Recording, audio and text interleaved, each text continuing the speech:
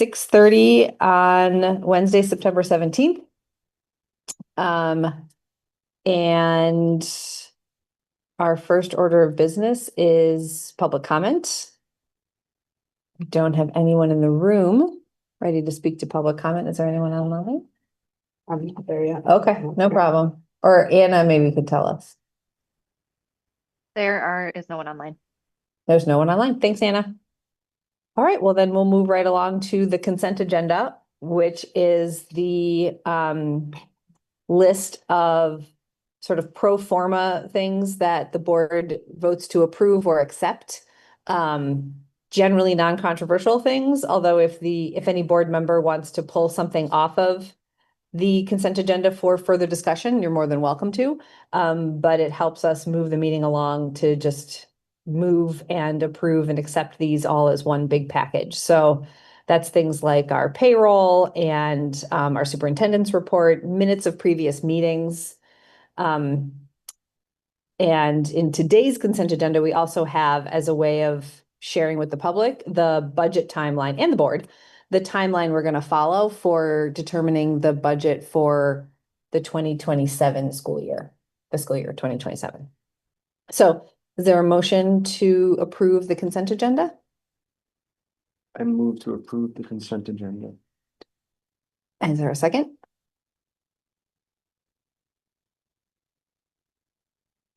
Second. Any discussion? I just was wondering if, Libby, if you would mind talking a little bit about in your report about the task force and sort of how that's appreciated. It seems like it's kind of all still in the gathering is there any motion going on there yet? Or No. So they've designed a rubric-ish, I guess you could call it a rubric, to ask questions about potential maps. And they're playing around with whether or not that would work. Like that works as an evaluative tool for if a map would work. If the rubric works. To Yeah. evaluate a map. Yeah, Okay. exactly. All right.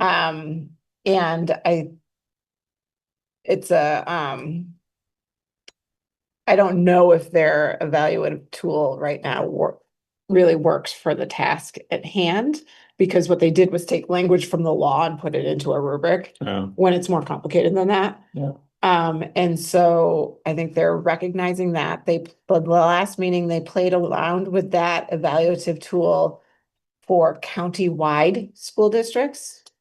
Not as a suggestion that they should do it, but just as an easy bracket, right, for new districts.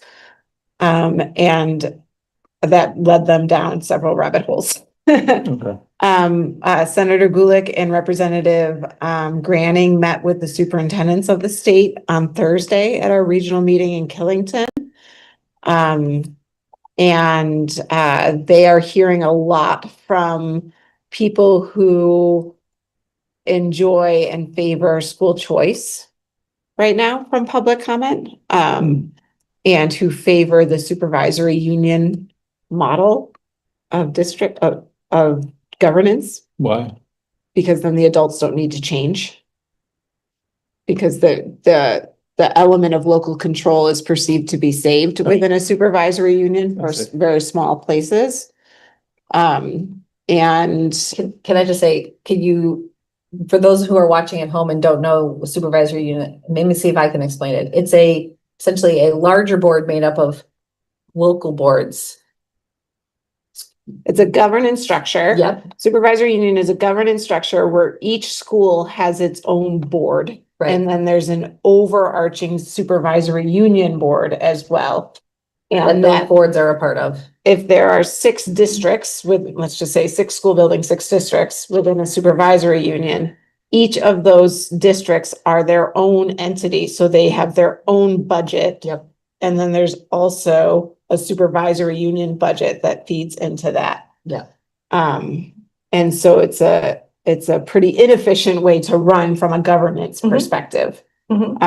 There's one superintendent in the state who has something like 69 board members or something like that. Because they have a lot of boards. So she goes, I say the same thing 13 different times. That's what she said in the meeting the other day, or 17 times. So they're saying they're hearing a lot of public comment from people who enjoy that structure and benefit from that structure. The superintendents were quite clear that school districts is the more efficient structure. That was our remarks to them. The superintendents who were in the room, which was the vast majority of us. So You mean supervisory districts? Districts, Like where the supervisory union is the same configuration as a school district? So the superintendents favor school districts like what we are. Right. Yeah. And very much dislike the idea of supervisory unions for the most part. That is not unanimous across the superintendency. So just to be clear, but for the most part, superintendents in the room were favoring that. So that has happened. And I think VSA is coming out with kind of statements around that, VSA being the Vermont Superintendents Association. Other than that, they're trying to figure out how the task force is trying to figure out how to do public, like how to get public feedback and public input across the state. So they hear from more voices. Is there a place where school boards are going to be asked to specifically weigh in? So Mia, as chair, just received a survey yesterday Monday? Yeah. No, yesterday. Yeah. from the yesterday. task force to fill in. I haven't done it yet. That we have not had a chance to talk about, and I think it's not due right away. No, it's like the 5th of October. But it may be something the board, she wants to get feedback from the board on. But that will be an opportunity for boards to weigh in a different way. And I think it's definitely something this board should consider discussing, whether or not you want to make a public statement around governance structures or whatnot, because Montpelier-Roxbury is in other public comments that says we'd gladly join Montpelier-Roxbury as a supervisory union. So we're brought in to other people's public comments that are on the state boards. But if you read the public comments, you can see them yourself. They're public documents. So I think it would behoove us to say something of that nature, but that's for another night. So I think that's the most update I can give at this time. Yeah, no, that's great. Thank you. Yeah. I just had one comment, which is that the budget timeline is really, really excellent. And I think last year we had a special dedicated budget page on our website. Am I remembering that correctly?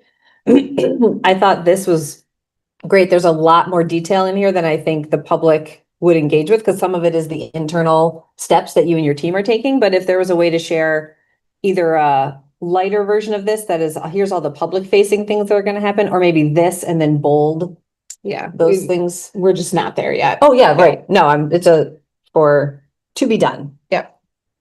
I think that would be very helpful for folks following along and wanting to make sure they can contribute to what the budget will look like. All right, any other discussion on the consent agenda? Okay, all those in favor? Aye. Any opposed? Okay. All right, let's move right along then to the presentation from Tom and Libby on the state of the state of our facilities. Yeah, so Tom, you come on up to the mic as I'm pulling this up. One of the things to note for the school board is that the facilities report has not changed a whole lot from the last one. Oops, sorry. From the last one that the board received last year. We do this yearly around this time. It's helpful as we're starting to think about budget deliberations and that kind of thing. The operations committee has been talking a lot about our capital fund, and we'll bring some information to the board, I think, as part of this conversation. So really what Tom and I put together is very kind of quick and dirty around like what was done over the summer, what's new, and any little highlights that Tom has. But we're not, sometimes we've walked through the whole thing and we don't have plans to do that tonight. So if there's questions, that's further in the report, because you all, I'm sure, have read it and memorized it. Then we'd be happy to answer them, but that's not our plan for this evening. Just to put everybody in the frame of mind, right, Tom? Right, yeah, I kind of really actually like the document because if someone's new coming in, you can actually see what we've been doing for 5 years, and then we're actually dating our roofs on every time, so we're updating the document. So it's a living document, and we're just trying to move within that 5-year window. So I think it's actually a pretty decent document when it actually can state that, and you can see that what we do each year. And then see that, okay, well, we didn't do the roof, and let's look at this a little closer type deal on that number kind of, you can start looking at those things with this document. So I'd like to be able to start with the slideshow a little bit right now and kind of add a few things on top of the document. What I want to start with is one of the things I added to the back of the document this year that we have not had before was the vehicles. One of the things that I've been here, well, let me introduce myself in case everybody don't know get started here. My name is Tom Allen. I've been with the school district now for 13 years. It's 6 as the head custodian here at the high school and 7 as your custodial maintenance supervisor. And I appreciate the opportunity of being your director of facilities. So now that I want to kind of start with this here was I've been actually maintaining the vehicles here for 13 years. Since I got here everything was really more or less based out of the high school. But with that going forward was the idea is some of these are starting to age themselves out and we have to look at that. So it's kind of a great thing to maybe add to this facilities document because it does fall under the facilities bracket. One of the things that I really wanted to show you was the newest piece of equipment we bought is the RTV here. One of the things that we look at when we're looking at a vehicle is what can we really use it for in all the uses that we can for the whole entire school. And one of the things that I was really proud about this is we rented it for 2 years. This thing helped us through the floods and stuff like that. We rented one through the local rental place up on the hill, and we really found there was a niche for this machine. So we want to put it in our budget, and our voters and you guys all approved it, and it was a great piece of equipment. One of the things that I really like to show on this is between the plow and the sander on it, we actually utilize our green ice melt with it now. So we do all of our playgrounds in-house and with that EnviroMelt, which was important because we were having rock salt before with our vendors we were trying to use on the outside, and the situation where kids' lunchboxes were basically rusting on the playgrounds. So it was one of those deals where we just we wanted to kind of steer away from that. So allowing us to have this piece of equipment has allowed us to do that. So this machine now actually will start over at UES, and it will actually start doing all the walks, around the playgrounds, everything else. It salts. The big truck actually goes over to Main Street Middle School, and that aerator truck that plows all the playgrounds and all the parking lots there. And then this vehicle chases it back with all the salt afterwards. So we basically really have a really good system in place. So Kim's our outside grounds person. He actually runs this piece of machinery, and then Matt takes over the plowing from what I was doing before. So we're more or less basically in-house in those 2 areas, and we have control of all the salt around our buildings. So that was a crucial piece of equipment that we were able to get this last few years. Again, we utilize this too for athletics. So the idea that this basically turns the keys over to Matt and the trainer to be able to utilize it on the sports field, setting up fields, stuff like that. So it's just another piece of machinery that we really found that it was a great investment for the school district. So presumably that saves on, sorry. Go ahead. That saves on costs for vendors to do. Yes, yeah. So right now we're only That's great. vending out the main parking lot here at the high school. Really the quickest way to do this high school parking lot was with a bucket loader, and I won't ask you for one of those. So I wouldn't mind trying to drive one if you can need it. But at the same time, I really feel that this parking lot we have such a short window sometimes to get it done, and that machine is the right tool for the job. It really is for this parking lot. The only bad part is we do have to utilize rock salt here because we just cannot, it's very expensive to utilize the green product in a larger parking lot like this type deal. So That's great. yeah. So basically what I want to do is kind of show you the before and afters a little bit here. I want to phase out the flooding pictures as much as I possibly can, and as we move forward. So Anna did a great job in just pasting them over the top of the other ones. So I just wanted to kind of show you the befores and afters. So we kind of continue with that work this year. So the stormwater project did happen. It was in the report there type deal. With that does help us with all of our drainage from the parking lot and the tennis courts. So all that water drains now into a collection area. It allows that collection area to fill the water up to a pipe, and then that pipe basically allows it to go across the track underneath the field to the river. Before, it used to just flow through the pipe right to the river. So basically this actually collects all the contaminants type deal, allows it to pool in one area, and then it perks into the ground. So a pretty decent little system that they designed. And I really feels like it's going to work well as long as we get some rain. Would be nice, but I did take a picture of it with rain in it, so I should just show you it actually held water. There's actually a picture on the next page. The storage shed, we actually raised the storage, the pads up 2 feet over the floodplain. If you remember when we lost the flooding, all of our athletics were actually flooded out too. We had a lot of storage down at the end of the track, plus underneath the grandstands. All that was all flooded out, so we lost a lot of equipment. So this here actually is a lot of it's going to be for the track and field stuff too, because the larger stuff will actually be in the shed down at the very end where the flood zone is type deal. So we're able to just kind of be able to raise things up with racking there and make sure that we're out, kind of keeping that out of the floodplain too by just having on racks. But at the same time, we're at the maintenance shed will be next to Jason Miles' shop. That is actually still being built type deal. But that'll actually house our equipment because we can't really utilize the equipment down the other shed too because of the flood. So the other picture here on the slide is this is the renovation when we moved the electrical service from the basement up to the first floor. So now this basically is next to that little room next to the conference room over here. That whole entire system's up there now. So it's high and dry. So now the idea is you can see we have to patch up these holes that were they were before when we finish up some more of that waterproofing that we're going to do in the basement still type deal. The next slide kind of shows some of the track improvements that we were working on. That is the safety fencing that we added. This is for lacrosse and soccer. Basically what happens is generally when we're trying to have track and field practice out there in the spring, we have lacrosse balls flying around. So it's a huge safety aspect of being able to allow the kids to be able to run around the track and not get whacked by a ball. At the same time, we do have a pedestrian bike path off the backside of the school here, which it will also protect the pedestrians in our community walking by. So when we lost our softball field, it was an idea to actually make a throwing center. So the picture on the other side there is about the throwing center that we created. So now the kids can basically utilize that space over there for actual practice. So if you were to actually have the throwing center in this other picture here, you'd have to remove the nets to be able to actually throw your discus in your shot put. So that really doesn't work well when you're trying to actually have lacrosse practice at the same time. So having an extra a place on its own to have its own throwing area type deal, it's great because I see divots out there where kids are practicing. So they know they can actually come here now and utilize the facility at any time. The next slide here is our guidance department here at the high school. We had 2 offices that were very, very dated.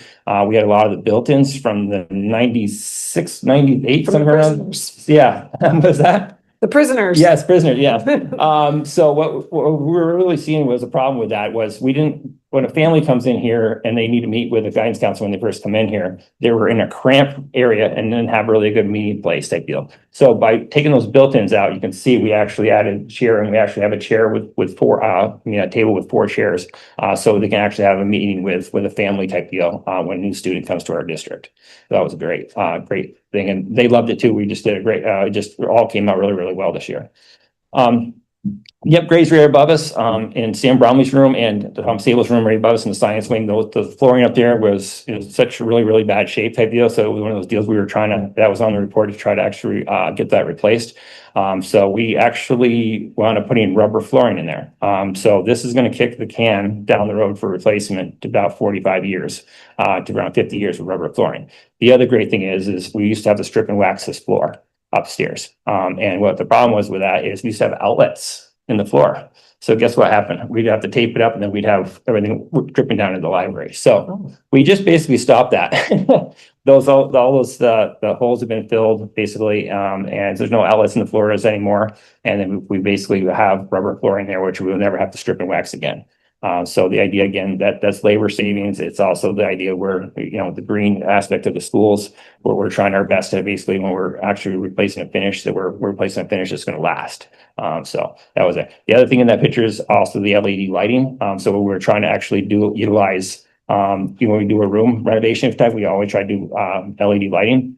The room we're sitting in right now, actually, the LED lighting is sitting over in the closet over here. They didn't have time to get this finished because this actual room was finished there a few years ago with LED lights, and this was the only space that hadn't got LED lights yet. So that is going to be basically done on a weekend because Benoit was a little bit behind on getting the lights done upstairs. At the same time, we also were some got damaged in shipping, so we were waiting on those. The next slide is Main Street Middle School. So these are the two projects we wanted to clean up that were on the ESSER project. So we tried to actually squeeze this into the ESSER and basically just ran out of time and money over there. So basically that was finished up this year. So that was a kitchen window that was it was very, very dark in that kitchen. So we actually added that window. There was already an older layout basically where it was just all boarded up. So we were able to very quickly put that in, and our friends at EF Wall helped us out with that this summer. And then we actually had the rubber flooring over there too. So again, no more waxing in that floor. If you saw the side by side in the actual report, it actually showed that kind of the old VTC that was in there was all bubbling, cracking, and stuff like that type deal. And again, we had to wax it every year. So we actually usually wax it twice a year because of the wear and tear. So that was another great thing about this. No more waxing. So no more stripping, no more waxing. So and that's definitely a direction we try to look at going forward as we go forward. So one of the things that we've been talking about, the board moved fund balance money into the capital fund, or assigned it to the capital fund. And one of the things that the operations committee, and please, members of the operations committee, since many of you are here tonight, it might be that you're talking to yourselves. I've been talking about is how do we decide what to do with that? But there's more decisions to be made. So our anticipated fund balance it's an unaudited amount. So it's not the official, but it's anticipated. Fund balance for right now is $1,838,721. We did end the year for FY25 in a surplus, so we've added to our fund balance. Our policy states 2% of the budget, which is approximately, you can see there, $652,000. We have kind of come to an agreement that we want to be working around the 4 to 5% of our budget. So that equals 1.3. There, you can see the number. So our proposal would be to assign another $600,000 to the capital fund balance. That's not a decision to be made today, but it's our proposal to the board to start thinking about and have a discussion at a later date. That our current capital fund is $1,770,000, and with the proposed future assignment, it's $2,370. So thinking about that, million, sorry, 2 million. Thank you, Tim. Let's make sure that decimal point is the right place.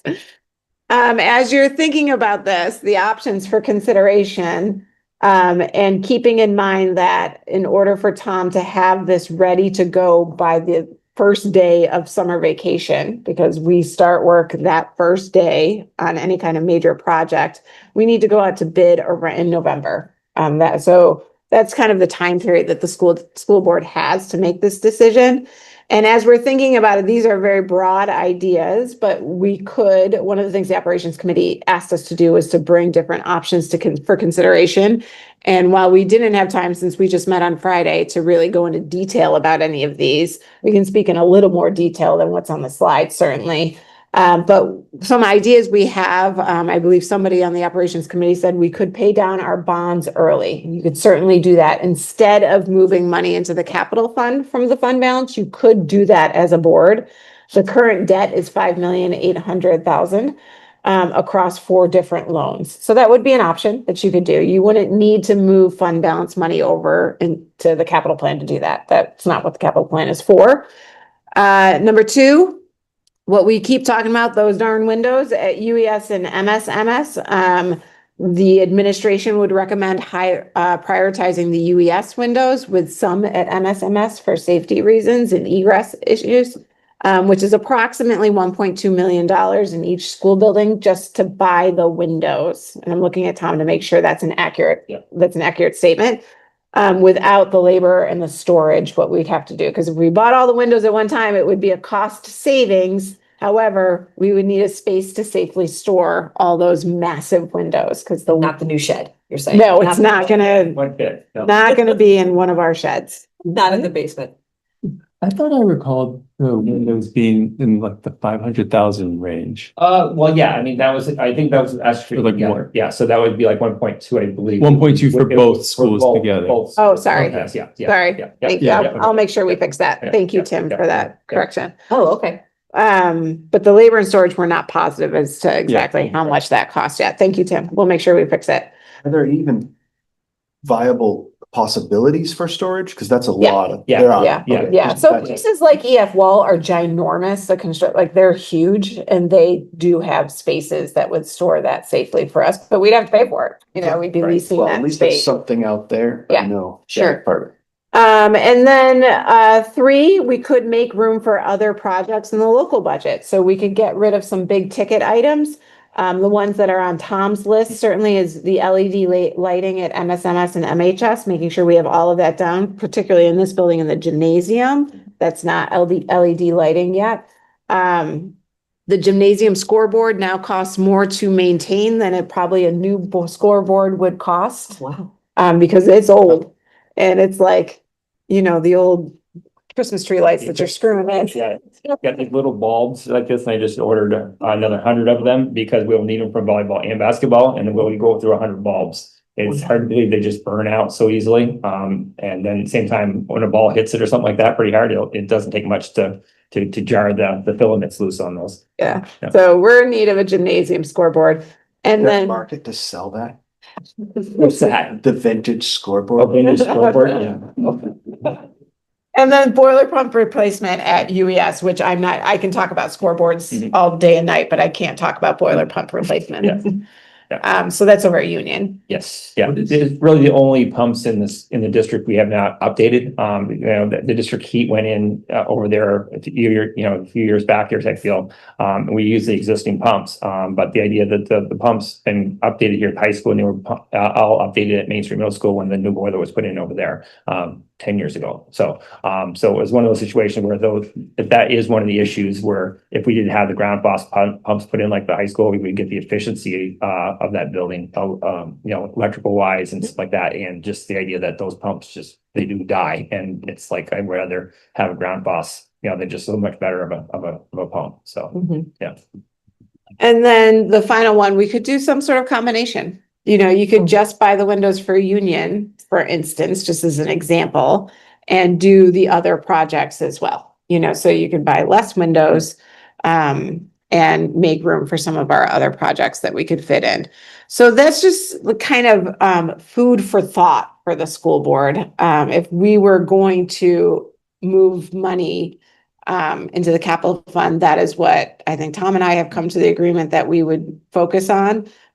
Or the board could decide to pay down bonds early, in which case I would want our new Chief Financial Officer, Mike, to come in to talk about the pros and cons of that action before Definitely. making that move, considering the new law in place.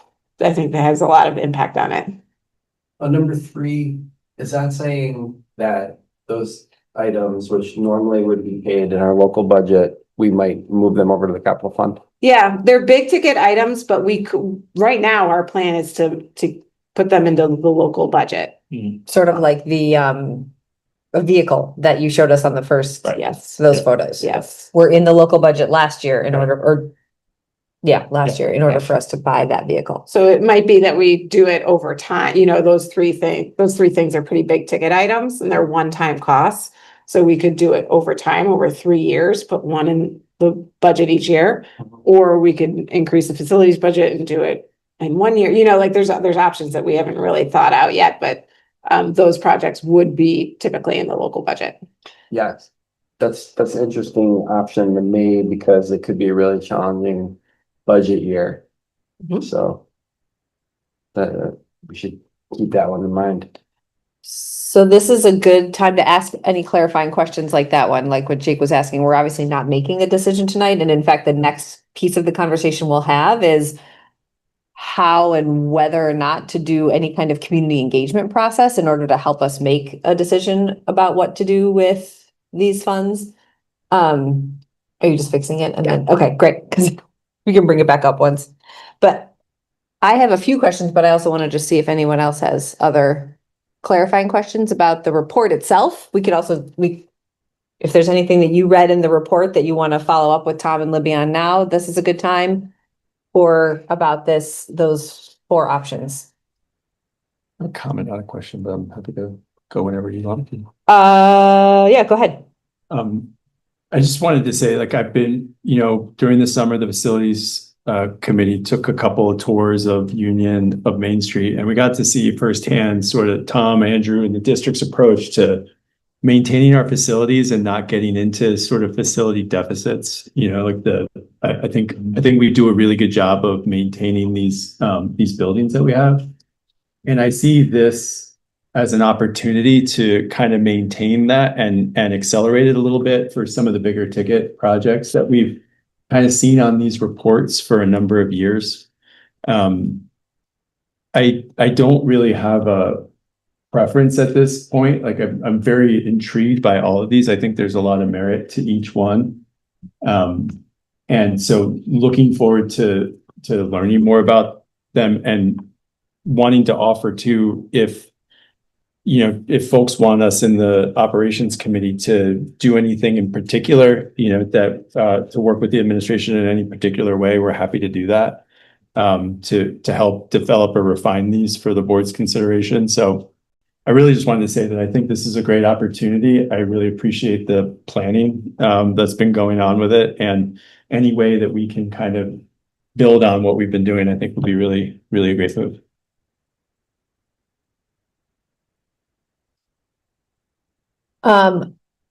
So my questions are in option number 1, is that thinking about just that new money that's in the fund balance, the 600,000 from the surplus from last year? Is that what we're thinking we would use to spend down, or would we unassign? Totally up to the board. Okay, so it's really just in general, this is one thing you could do. You one have the some board. balance to play with, and how are you going to do it? Yep. Okay, Because And- anything the board encumbers, they can unencumber if we haven't We've- spent it yet. right. Me, if I could just clarify, I think the surplus from last year was 170. There was some more in the fund balance that we didn't put in the capital Got fund it. above so. Got it. I was conflating those numbers. Yeah. Got it. Thank you. Okay, that's good to know. So that would be a decision to make. It would be, I think it would be important to make that decision at the same time. Like either yes, we should pay down bonds, and here's how much we should put toward them, not just make that decision kind of in a general way. It's helpful to have the money amount in number 2. And I think it would help me make the decision if I knew what that money amount was in the other options. So I know we're not making the decision tonight. So I guess my question is, and maybe you don't know the answer to this right now, but what would it cost to do the LED lighting at MSMS and MHS? And maybe that's in the report and I just need to reference it. No, I believe Andrew had asked about the high school one time we were having problems with the high school, but then I knew we missed the opportunity to do it at Main Street Middle School, as those that did the tour, that we did a lot of work over there, but the lights was the only thing we missed over there. Okay. But that was why I was kind of leaning toward that, but we don't actually have a number on that, but it is a moving number. So that's one of the living documents I've been sharing with the committee about. Is there are things that have been on a list for 5 years, and there's things that have been on a list for 10 years. And like one of them was that I have some single pane windows here at the high school I wanted to get cleaned up, but they started at 13,000 10 years ago. Those are $30,000 windows now. It just is crazy as if we defer some maintenance, that it just costs so much more money in 5 years. Right. But I can definitely get some numbers type deal for what that would be type deal for both gyms like this. We can actually put some numbers to those projects. So, great. Yeah.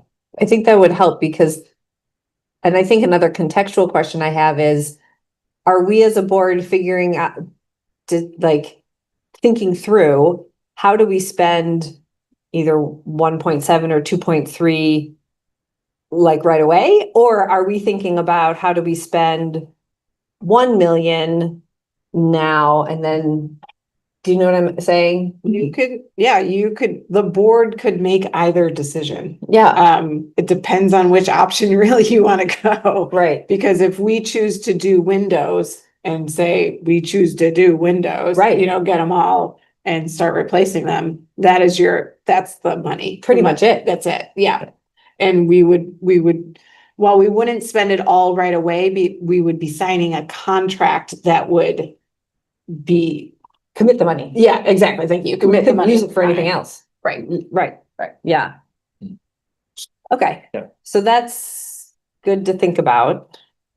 I think about it less in terms of like, how do we spend this money, and more kind of how do we build on the work that build on the work that the district's been doing in the most effective way. So if the best value ends up, and with the priorities of the board and the administration, if the best value only ends up being 500,000 this year for project X, Y, and Z, then I think that's a fine outcome. Like, the way I'm approaching this is less, that we have this big pot of money we have to spend, and more that, like, where's the value and the opportunity to help advance the effort to kind of maintain and keep our buildings in excellent shape. Like, where's that best investment? Also keeping in mind that school districts work on a timeline for Yeah. big projects, is Right. learned this summer that contractors sometimes need some help understanding that timeline. Yeah.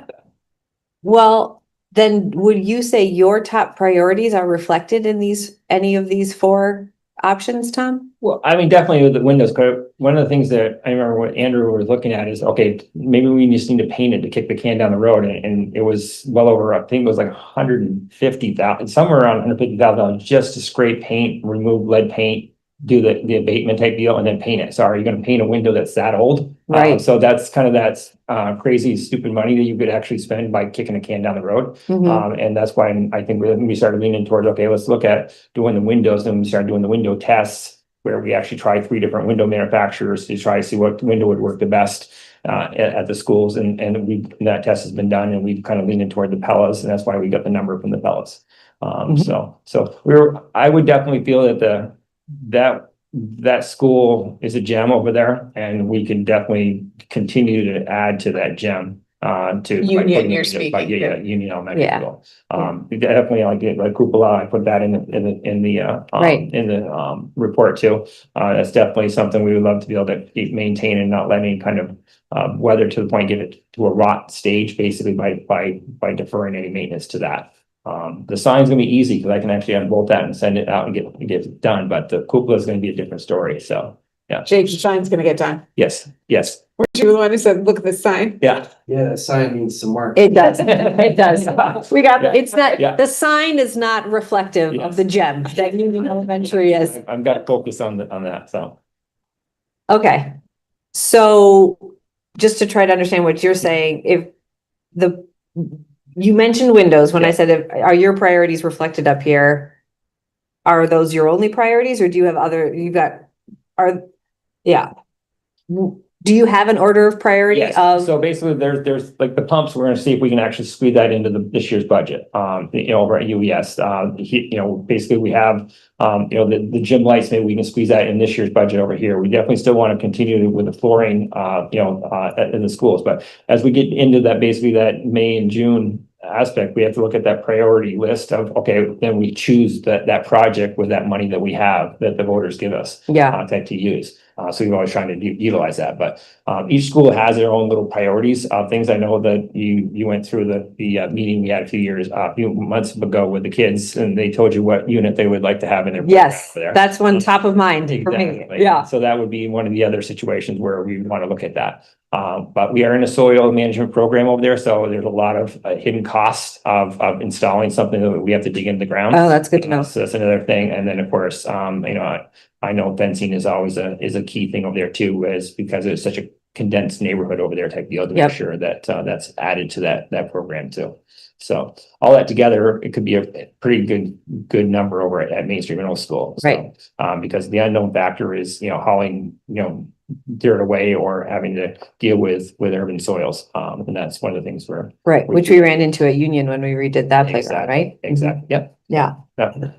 The only good thing is we got rid of all that. So a lot of those projects now, when we checked it and the soils are coming back good because they basically removed, 6 feet of dirt Right. all the way around that school basically and redone everything on that playground. So, Yeah, the Main Street Middle School playground is definitely a priority, but it's not on this list because I consider it to be like, we will be doing that. yes, yeah. That will be budgeted for, or we'll use fund balance money to do it. It's a necessity. We need to do that. Our adolescents need something else to do out there. They sure do. Yeah. Yeah. So that's a community asset, I see as well. So Yes, I was at the pie meeting at Main Street last week, and that was also raised, is that it's like in that neighborhood, it's really the only play area, and we could really benefit as a and community it's our asset. only outside basketball court, and it's, Right. there's lots of pieces to it.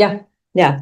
So I guess what I'm trying to just figure out in my mind is, in order to help with this decision, it would help me to know what is that order of priority, and how does something like, if it's just going to happen, do you even need direction from us? And then it sounds like maybe the answer is no. What would be the best direction the board could give to you both? I think one of the dilemmas that I've certainly talked about with the operations committee, I know I've talked with you as well, Mia, is that we're considering a lot of money. And it's money that the taxpayers have given us over time that we either serendipitously or pandemic or whatever has grown. And we're in a very good spot with that. And when we're talking about taxpayer dollars of this level, I think we've learned that it is beneficial to talk to our taxpayers about how we use that money. And we can certainly state our case for our priorities here and what we need to do in terms of maintaining our buildings the way that we need to maintain it. I think some of these things could be in the local budget over time and just do them slowly. I think some could be one-offs that we just do, if we buy a gymnasium scoreboard, I don't believe that's a board decision. We would go buy a scoreboard if we were going to pick that one out. Right. Yeah. But the windows and spending, upwards to $2 million on windows, I think it's worthwhile to have a longer conversation with people. On the conversation with people, I'm kind of thinking back to before I was on the board and imagining I didn't know anything about ed funding. If I was just a regular Montpelier taxpayer, I would think they had that track project for 1.4 million, which was really bad idea. And then they had to close Roxbury Village to save 1.5 million. And now they have all this extra money. What's going on? That would be my takeaway. Yeah. So how do we explain how this has happened and why it's not part of a tax issue now, which I'm glad I have people like you on my board to help us with that I conversation. got to work on my explanation though. I think for that explanation, one of the things we talked to the operations committee and what I really appreciate here is that I think it's really great to have options. It's either this or nothing, right? Yeah. We could pay down debt. We could just do nothing and, invest our funds and try and maybe not issue bonds for our next big capital project if a roof catastrophically fails or something, right?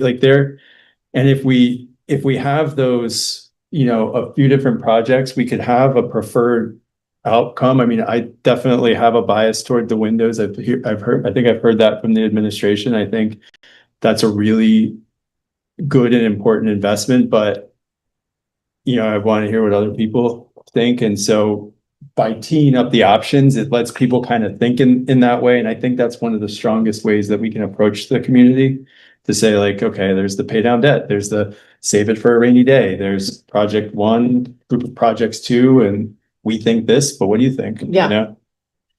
Yeah, that's very clarifying for me, because I'm starting to see these options. I think the way you meant to share them with us, which is essentially the pay down debt or put it all in on one major project, or break it up a little bit and put it among a bunch of projects. Or maybe some like go halfway on that major project and have other projects. Or it sounds like with Tim, as you were just recounting things, there maybe even is a fifth option, which is leave it there. And, like you're saying, save it for a rainy day. I'm just saying could be an option. Is an option. I wouldn't be recommending it, but Okay. is an option. Yeah. My concern is that there are a lot of school systems with a lot of facilities issues. Yep. Mhm. And there is the possibility of forced merger. What happens to assets, including liquid assets, in the event of forced merger? Mhm. Are these funds going to, I don't know, some elementary school, On the other side of the county. yeah, somewhere else? And it's tough because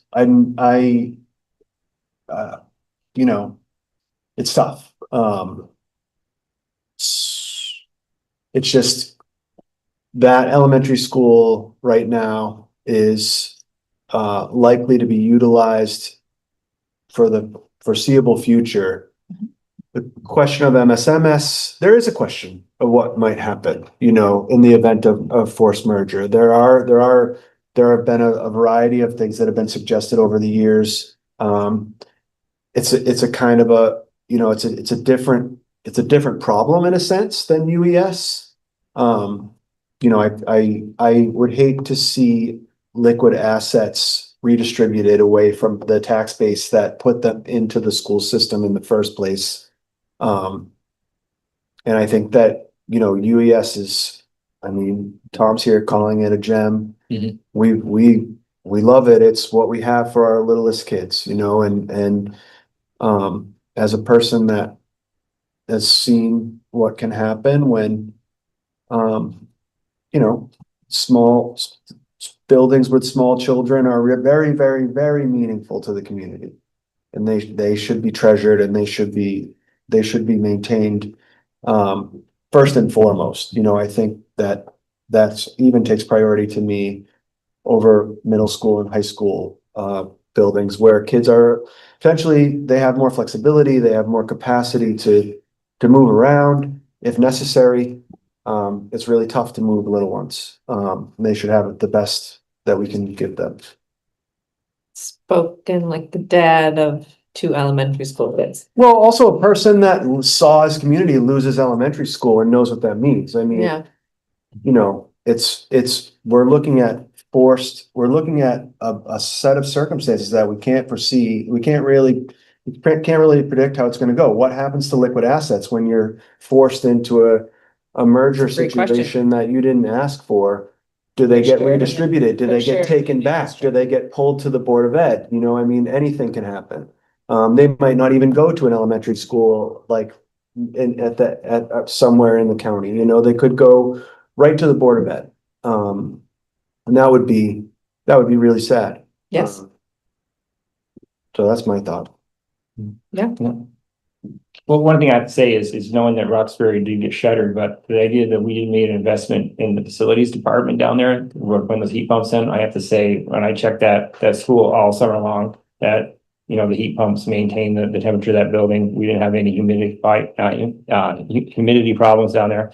So that's one of those things where I have to say, again, I like to pat the facilities on the back when I can, because that's one of the things where I just feel that this, we've been able to do this because of the support we've had with our community to continue to work on our buildings. So it wouldn't matter if we had full classrooms down there, that building is running right now, because we actually spent the money there. And so it's just one of those situations where wherever we spend the money, I think it's just going to be a benefit to the community. Yeah.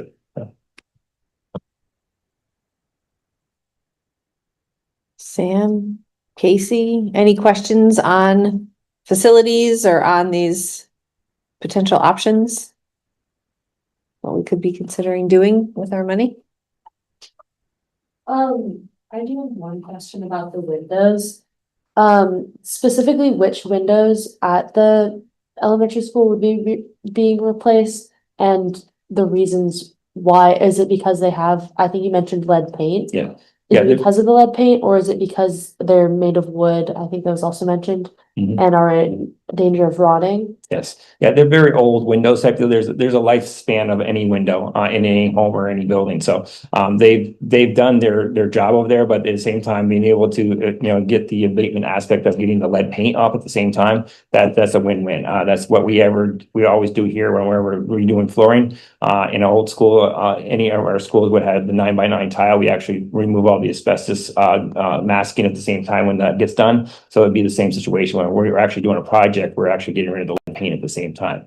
So we are actually with the early child care over there. We actually have a program. We have to inspect the courtyard area every week and look for paint chips. So to make sure that nobody is finding a paint chip and deciding, oh, what is this and type of deal. So it's one of those situations where it is a safety aspect that we'd be also fixing at the same time. They're original, right? What's that? The vast majority of Yes, those are yeah, original. Yeah. They're 1939. Yeah.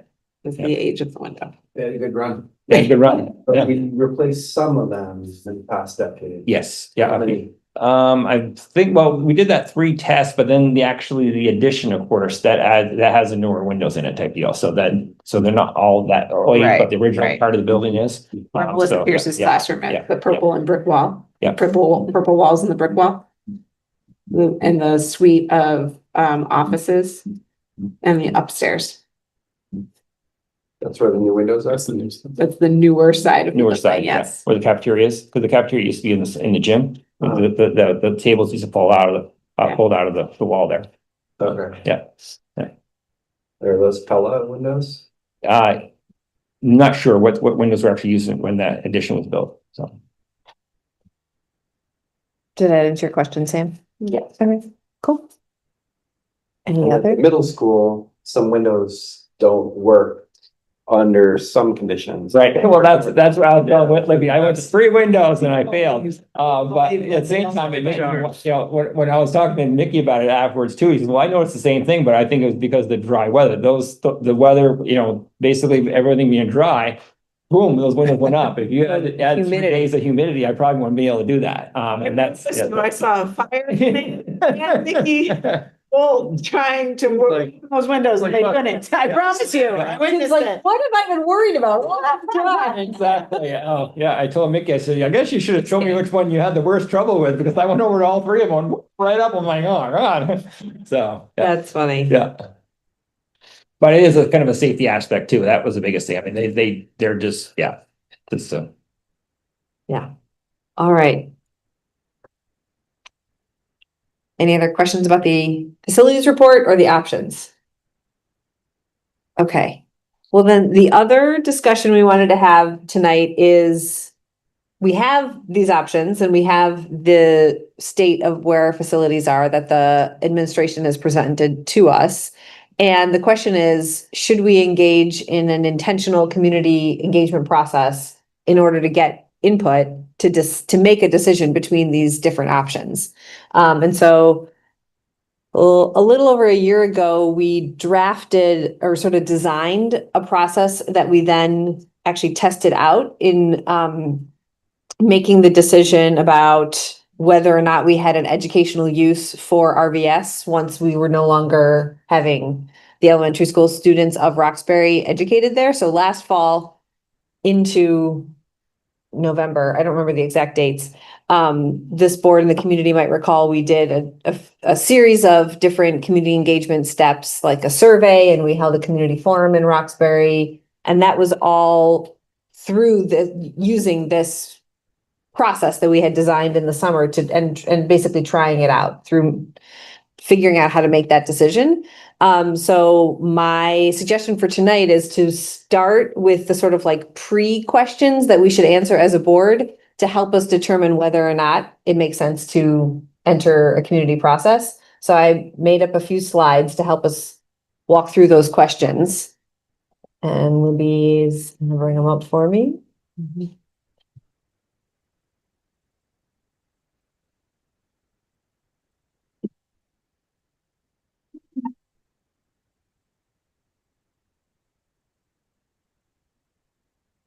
So I think you can go right to the next slide. That's what this is.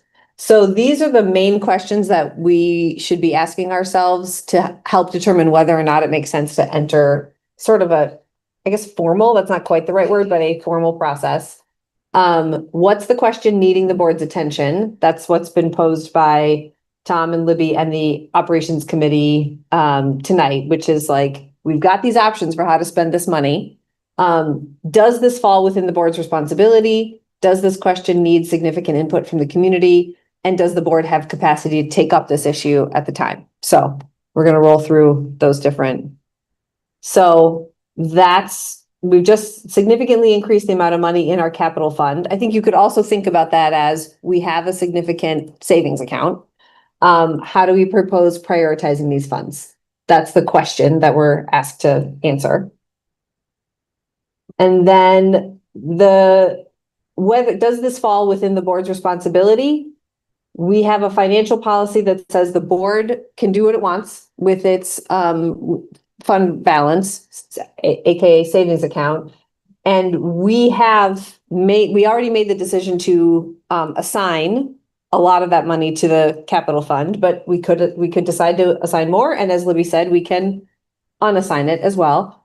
That said, capital improvements decisions are largely operational decisions, which is why, so they're held by Tom and Libby. Those are the people who make those decisions, which is why Tom's predecessor, Andrew, didn't have to come before the board and say, hey, we now have an emergency situation at the roof over the cafeteria in the high school. I need the board to approve me spending this money. No, Tom, before it was Andrew, now it's Tom and Libby together can just say, we're going to spend that money. So in this sense, it's a little bit of a gray area because they're coming to us and saying, hey, we could use some advice on, because this is, as Libby was saying, a significant amount of taxpayer money. We'd like the board to weigh in on this. But ultimately, the final decision when it comes to like which projects are going to get the funds, that's going to live with Libby and Tom. And what we could do is set up some guidelines and priority direction for the administration in order to kind of give them that guidance, but then leave the, like I said, final decision up to them. Does anybody have any questions about that or anything? Because that does not make any sense to me. I'm definitely, Sam, please fire away. This is meeting number 1 for you, so we're moving kind of quick here. Okay, great. So the blue dots are kind of like your answers to these questions? Yeah, kind of like following a thought process. Okay. Yeah. Do you have a dot to add? I'm not on this one, I don't think. Okay. Great. Okay. Yeah. So there's no answer to this question. I have an opinion on this, but this is where I'd like to hear what other board members think. In order to answer this question, should we get significant input from the community? My blue dot or blue rectangle would be no. I don't think it would add value. And for the reason that I said before, I think the whole issue of what's going on with money could be hyper confusing. And also, make community members wonder, well, why don't they just lower our taxes? So I do think there's times when community involvement is valuable, but on this one, like you said in a prior slide, it's like really the administration's decision, and we're like sort of in a gray area of advisory. So imagine expanding that massive gray area to the community would be quite a gray triangle. So I say no. Right? I know. He's moving shapes. He did say triangle. Shape shift. Yeah.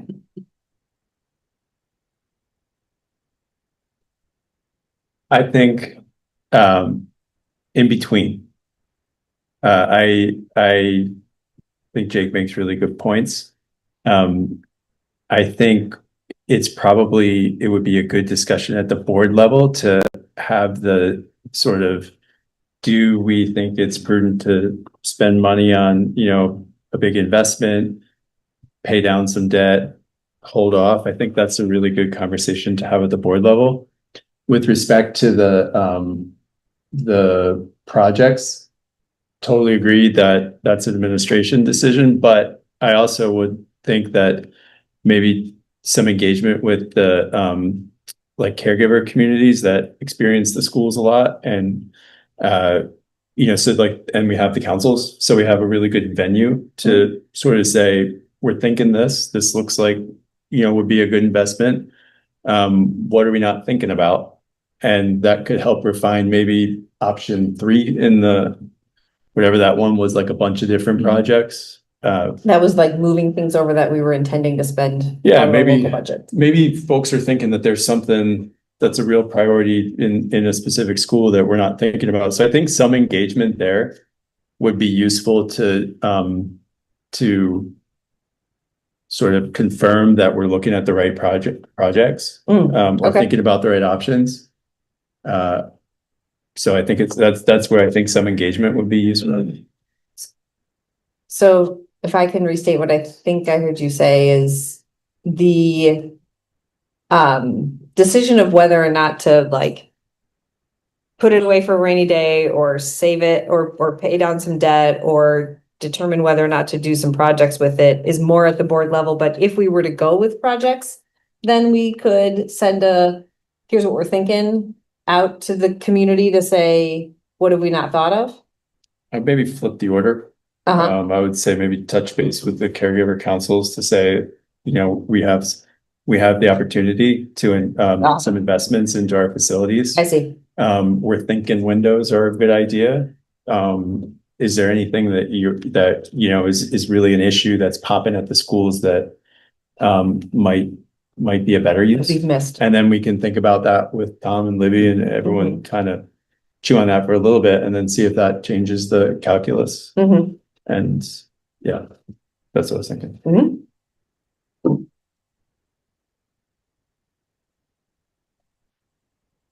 Go for it, Casey. I think I'm in the in-between camp, and I think getting some engagement and conversation in the community would be helpful. I don't know that we're gonna get input above and beyond anything that Tom and the administration have thought about. Like, they have the big ticket items in mind. And I think if we do go down that path, we've got to be really clear on like, these are priorities because like all the reasons that were laid out here tonight. And so I think community engagement is good to help people get to the point we're at of understanding what the issues are, and having some perspective for what their input can be on it. Because if you ask people for projects, you're going to get a slew of projects that everyone has their own little pet project. Yeah. Thinks is important.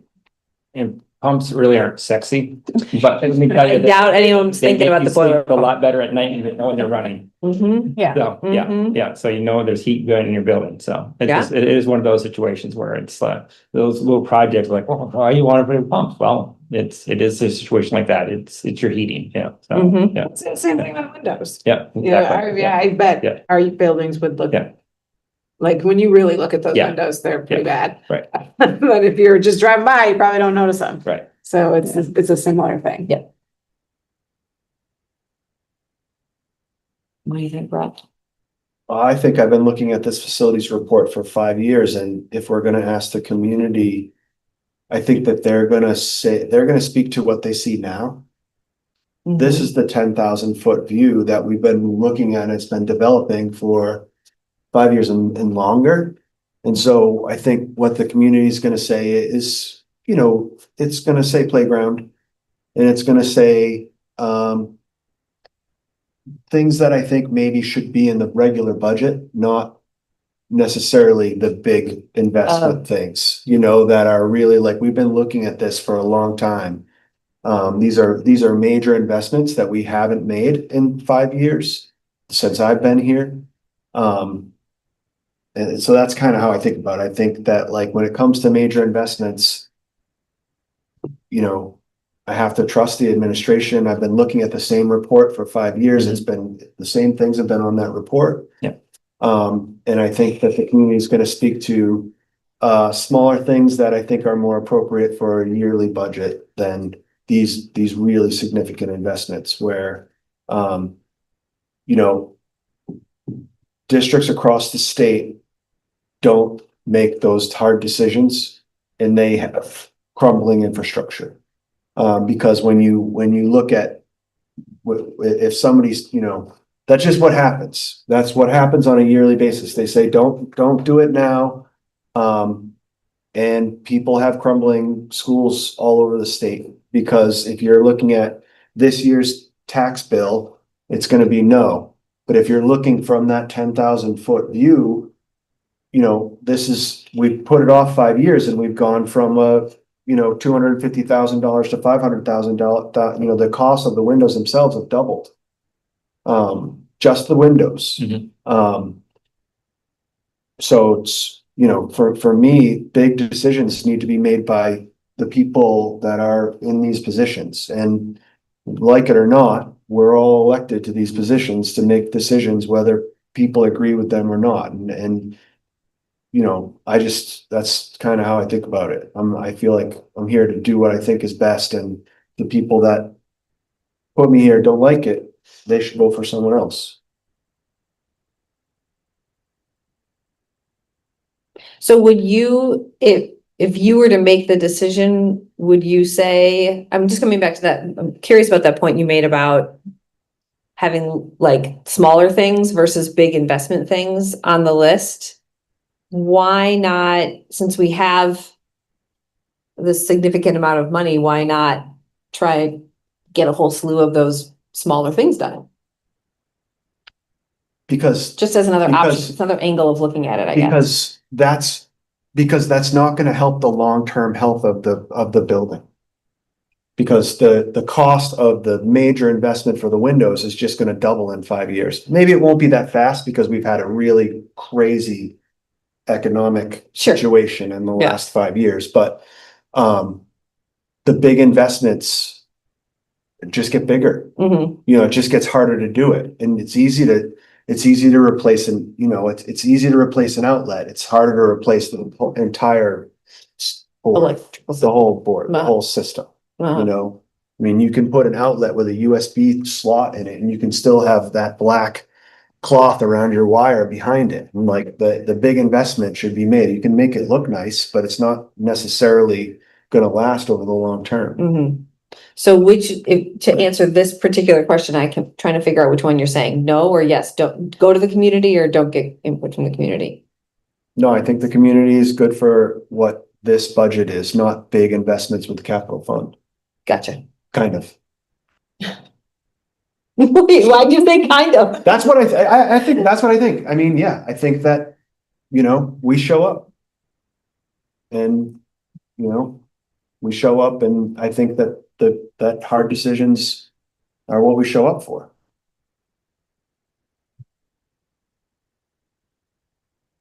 There's no one here.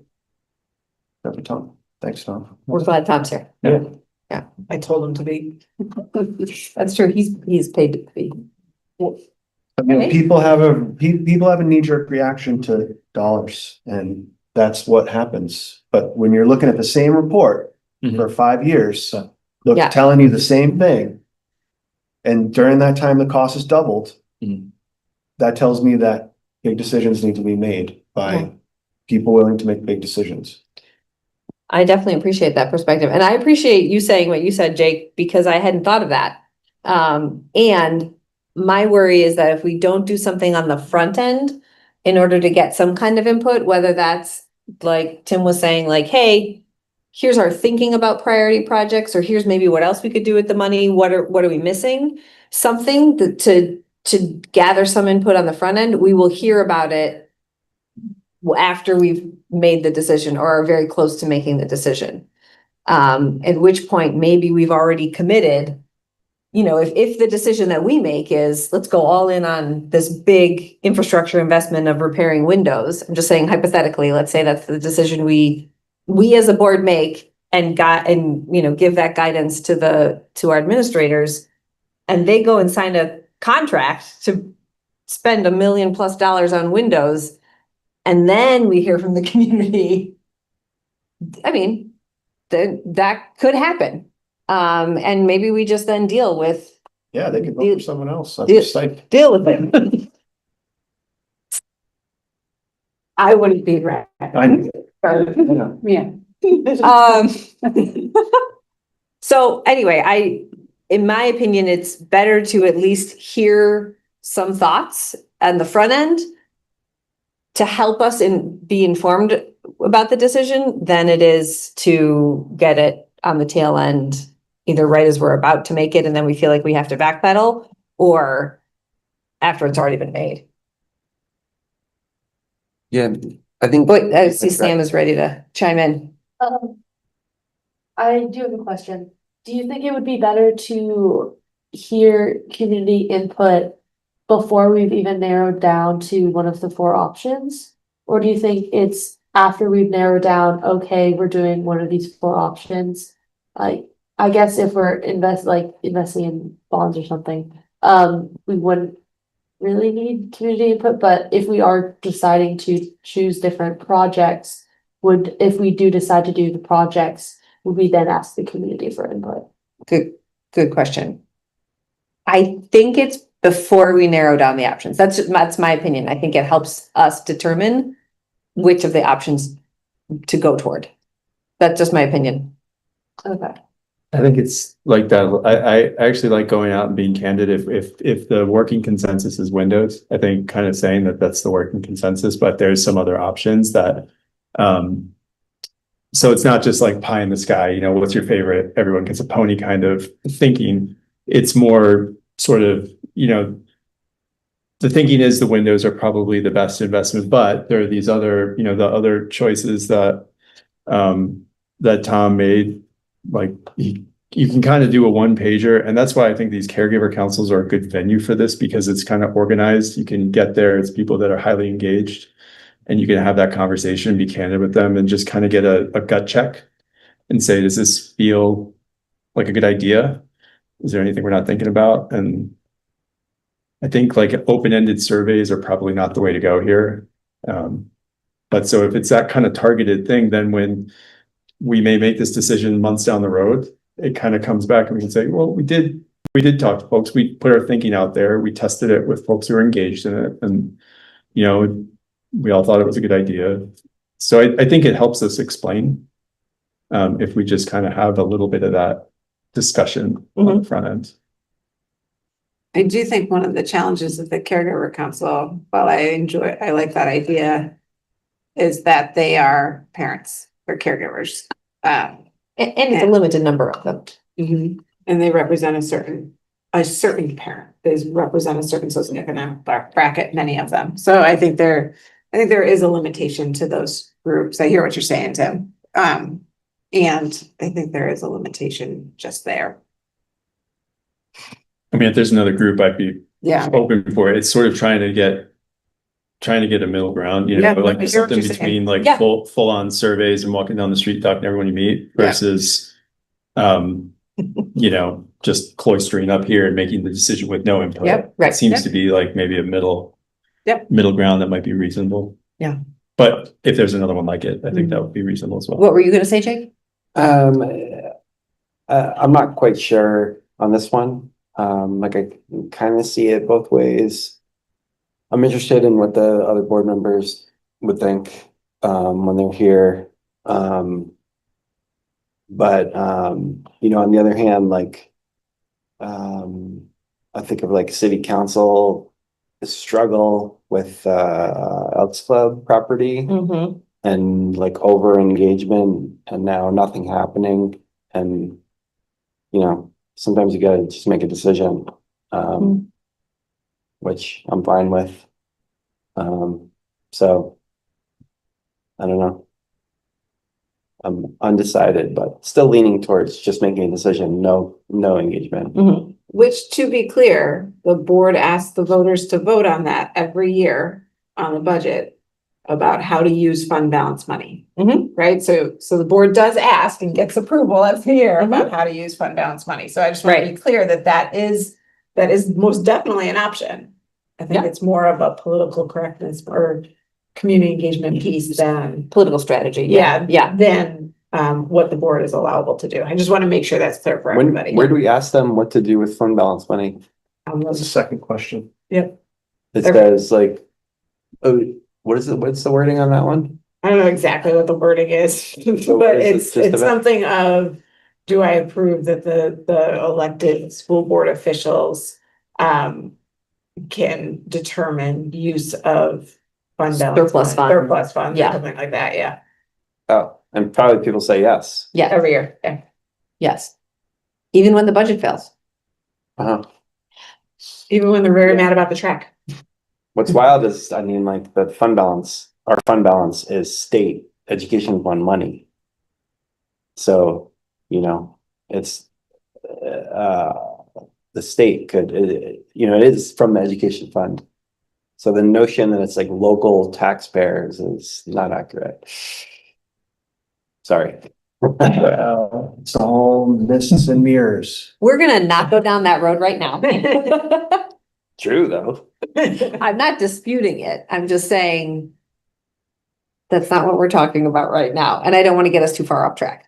All right. I think that whether the board decides to go to the community before the board decides to make a decision or after, I think that when you talk about the windows, I think it's important to say, you know, when Libby started as the superintendent, Andrew started as the facility person, that was the birth of the facilities document.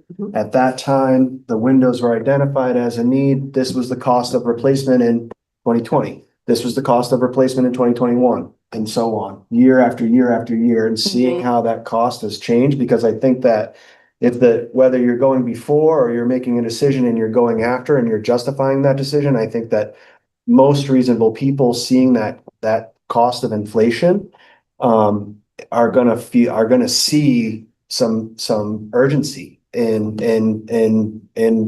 watching that and sort of stopping that bleeding, which is essentially, unless you're gonna never do it, you're bleeding money every year you don't make that decision. Solid point. Yeah. So I'm hearing it's mixed.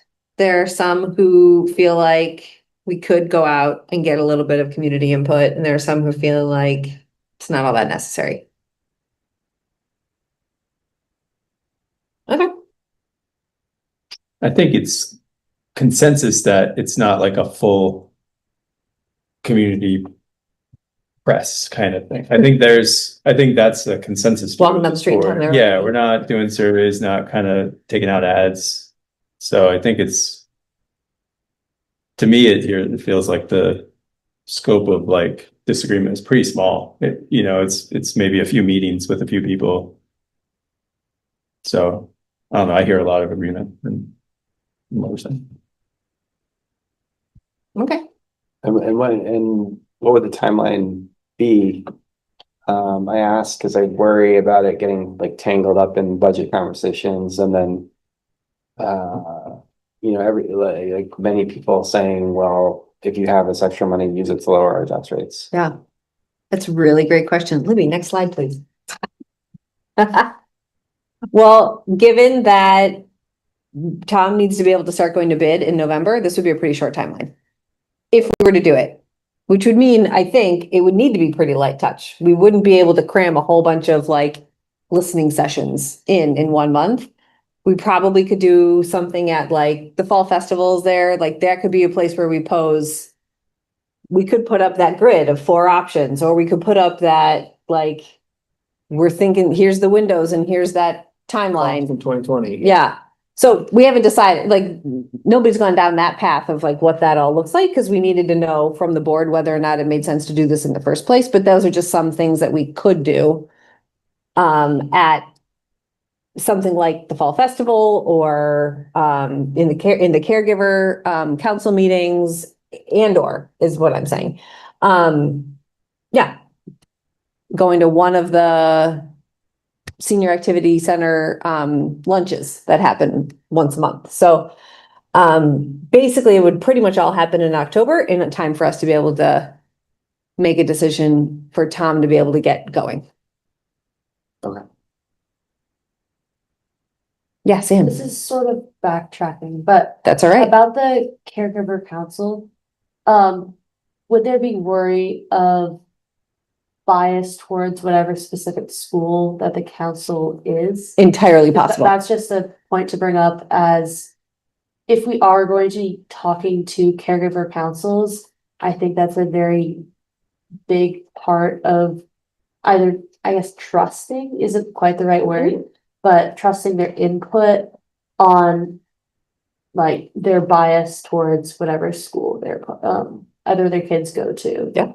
Or they're like a member of. I think that's a really good point, Sam, and I'm gonna continue it and grow on that point of the bias goes beyond just caregiver council in the terms of there are members of our community who firmly believe Main Street Middle School is a crumbling building, which it is not. And I'm gonna look to my expert here. It's a beautiful building. And also there's some, I mean, it might not be biased, but there's a reality that this building lives in a floodplain. Right, so, and there's a reality that both buildings, Main Street Middle School and Montpelier High School, have children in them now, right? Who live and breathe in this environment, so we need to continue to take care of the buildings that we have kids in. So that it's like that bias piece, that bias word will, like, I just want to expand that a bit as well. Anyone we're gonna ask. Yeah. And so I think it's a matter of just recognizing that and making sure that our breadth, if we go about this, is wide enough that you have enough of a, I guess, like sample size to be able to say, so that there's not too much, the outliers aren't able to overweigh one thing, and then all of a sudden we end up with a $2 million playground at the middle school. So that's gonna happen, but that, So much soil we gotta move. that's a good point. So the meetings that my ears have been smoking, I'm like, oh my goodness, it's like this, so, yeah. Yeah.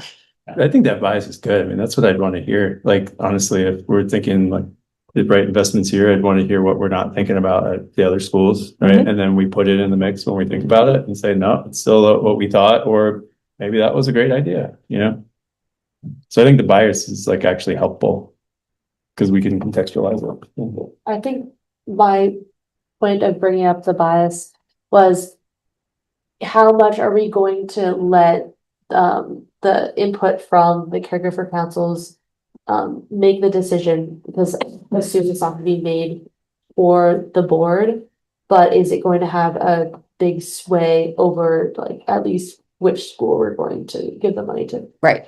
Yeah, and we haven't gotten that far to decide. Yeah. I mean, I think what I'm hearing tonight is that that's one sort of stakeholder group that we could include in all of this, but then we can also branch it out to include many more stakeholders as well. Great. Any other final thoughts? Okay. Let's move on then. And there's not really there, we'll move forward on this piece by piece. We'll bring it up, I think, at the next meeting to help us prepare for if we're going to have big questions for the community. The fall festival is the Saturday following our next meeting. So we'll want to know whether or not we want to be asking questions at the fall festival. But we don't have to make any of these decisions tonight.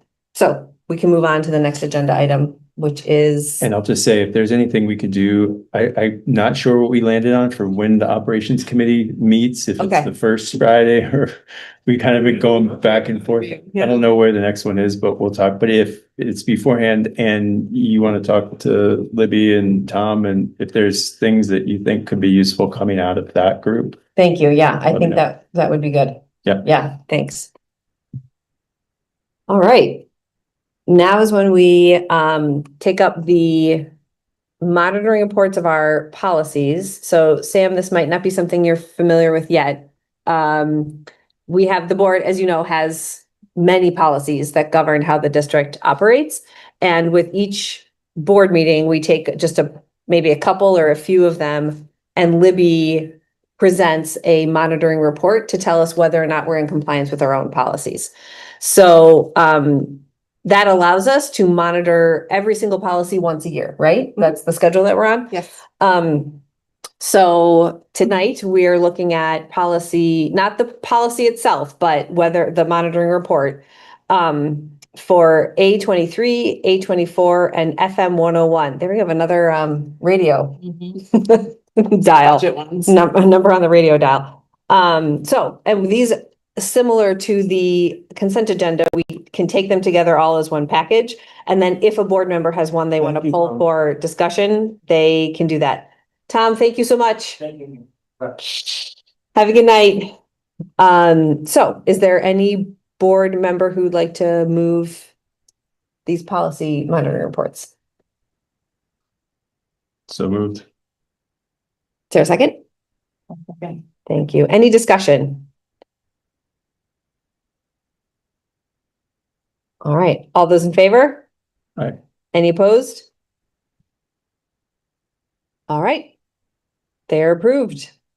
I think that's it. I don't think we added anything to the agenda, so. I have a question. Uh-oh. Jake, Yeah. what is this that you're saying about another hard budget year? Oh, Yeah.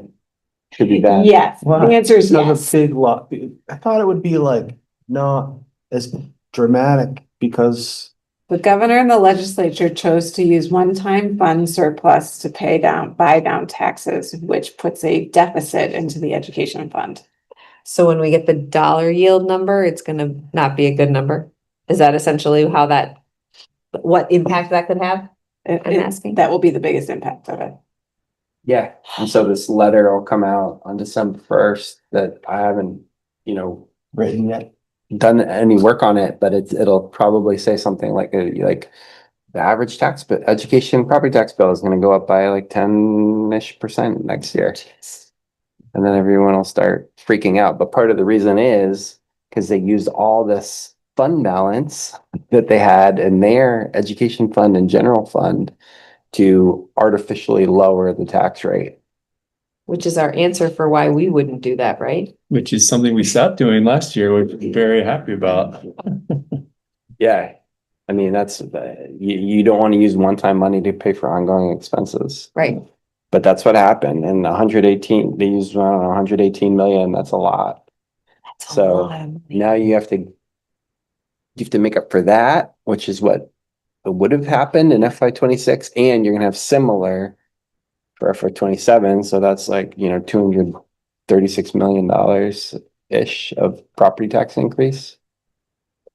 And we Does haven't that even make- started crafting a budget yet. Nope. Does that put more pressure on the consolidation, or does that take energy away from consolidation? I think it'll make people feel urgent about doing something. Different, right? And they Yeah. don't have many solutions besides consolidation idea. Which isn't really gonna change much, but. But the consolidation wouldn't even happen until FY 29. Right. So I don't know what you do in the meantime. More one-time money accrues. That seems like That's a good viable, strategy. viable option. Sam, did you have a question? No. Oh, I thought you were raising your hand. Okay. Okay, sorry to just. Well, I'm just- mentally preparing my. I'm just very happy that was a 3-minute conversation and not a 30-minute conversation. Now, Very simple statement to make as to why it could be. Yeah. now is there a motion to adjourn? I move that we adjourn. All right, thanks, Jake. Any second?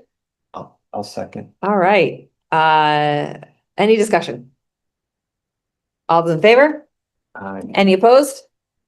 We're out of here. Thanks, everybody. 8 o'clock. That's good.